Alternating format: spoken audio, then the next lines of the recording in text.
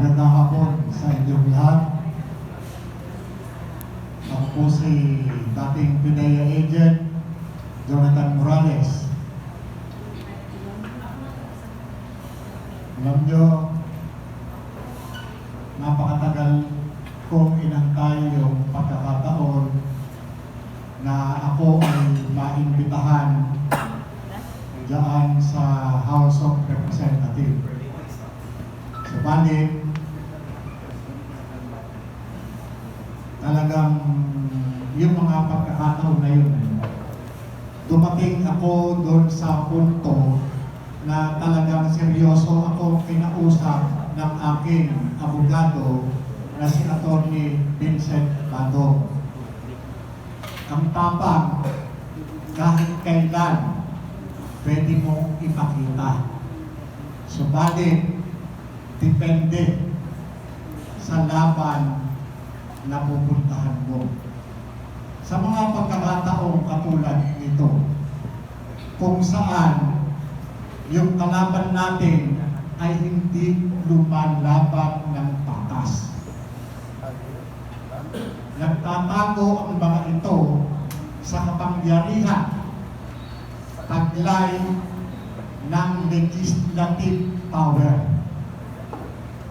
Ginagamit nila yung kapangyarihang ipinagkaloob ng ating saligang batas. Kapangyarihang siyang sisiin sa karapatan ng lahat ng Pilipino. Bagamat nag-aagaw yung damdamin ko at doon sa maganda at legal na suhestyon ng aking abogado. Labagban sa kalooban ko, sinunod ko siya at ganun din ng konsensus ng karamihan sa mga kasama ko. Gusto ko talagang makaharap si Congressman Barbers, si Dan Fernandez, si Congressman Paduano at iba pa upang pamukha sa kanila. Ginagawa niyo pa talaga yung mandato na pinagkaloob sa inyo ng taong bayan. Nanginginig ako bilang isang dating alagad ng batas. Gusto ko talaga silang sampalin ng katotohanan. Bakit? May nabago ba sa buhay namin kaysa sa mga buhay ninyo ngayon? Saan galing yung mga ginagastos ninyo? Saan galing yung mga suot-suot ninyo? Yung mga sasakyan yung bulletproof? Yung mga anahas ninyo? Yung mga suot-suot ng mga asawa ninyo? Ng mga kapit ninyo? Yung mga pamumuhay ninyo? Saan galing? Kami, ako, nagpapakamatay, nakikipagbarilan, umaharap sa bala, umaharap sa panganib para sa bayan. Kayo, ano ginagawa ninyo? Di ba? Anong ginagawa ninyo? Ikukulong ninyo ako? Sige, walang problema sa akin yan.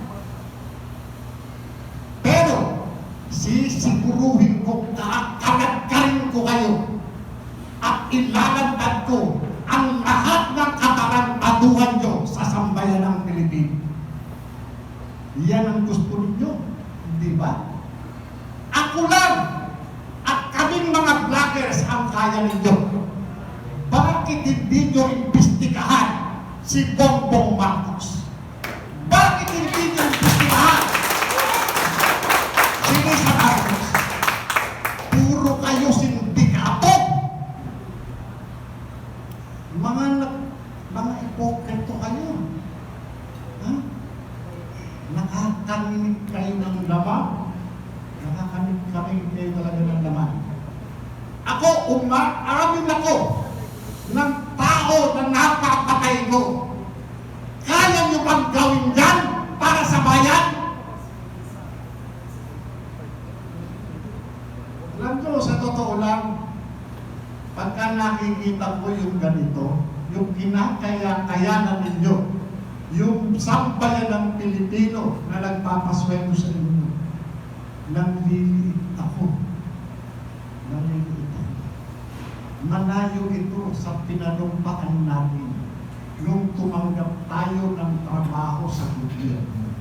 Nangako tayo sa sambayan ng Pilipino na ipaglalaban natin ang kanilang karapatan. Pero asan kayo ngayon?